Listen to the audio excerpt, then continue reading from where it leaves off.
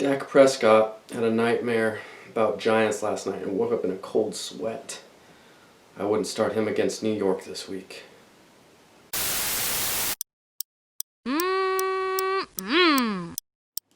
Welcome to the Pancake Hour. I am your host, Jack Flaps. As we do every show, I'd like to emphasize that this is not a cooking show, and we aren't going to be comparing breakfast foods or anything like that. On this program, we have one simple goal. It's to fully appreciate football's greatest maneuver, the pancake block. The pancake is a legal block used during running plays to put the defensive player on their back. They can't chase down and tackle the offensive player that way. Now, I've never played football, but sometimes I like to imagine myself standing over a defender with kind of a smug look of satisfaction on my face while they're completely humiliated. Then I slather some butter on them and drizzle some syrup on top. And I grab my fork and I dig in. We've now reached the point in every show where you realize that I'm a cannibal. First time viewers, please don't be alarmed. The shock will pass and you'll soon realize that cannibals are people too.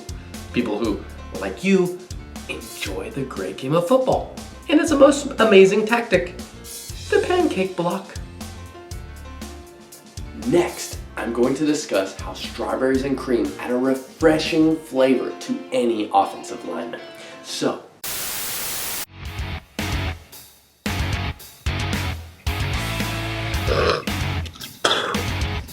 I'm Spike Thorne and I served in Nam. That's the name of this fast casual pho restaurant in my hometown. When the zombie apocalypse comes, you're gonna wanna know how to stay alive. My advice for this week is to team up with someone like Lamar Jackson. Someone who could run out to gather roots and berries, but is just as comfortable in the pocket of your makeshift shelter, working on starting a fire.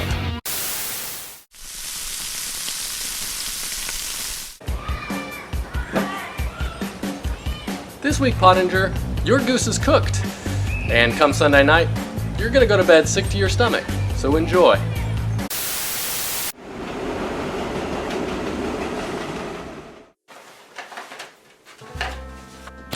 The minute she walked through my door, I knew that dame was bringing trouble with her. What can I do for you, Toots? I hear this belongs to you. I also hear you know a thing or two about fantasy football.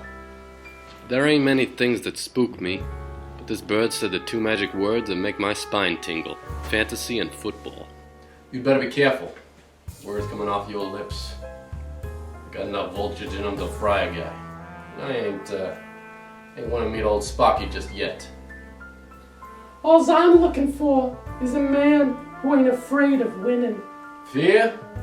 Listen, doll. Fear's got nothing to do with it. It's just a four-letter word for chumps who are still afraid of the dark. Me? I live in the dark. But don't you dream about finding the perfect roster and winning big? There's no dreaming about it. It's a recurring nightmare. Time and again I tried to find the right roster at the bottom of a bottle.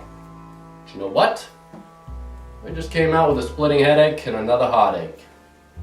Seems to me like you've been looking for happiness between two end zones for too long. You could quit, you know. They put me in bracelets if I let you in on my little secret. But you know what? I gotta spill it to somebody. 1 in 12. 1 in 12 comes home with the trophy. Those ain't great odds. So you see? It's a grift, a con, swindle. I'm the patsy that keeps falling for it year after year. I don't need a doctor or a head doctor to tell me what my problem is. I already know. I'm addicted. Sorry. No use feeling bad for me, sweetheart. No, it's not that. I was wondering if I could borrow sorry next. That broad had taught me something. In life, in fantasy football, in board games, there are winners and there are losers. But a real loser is someone who isn't willing to share with his friends.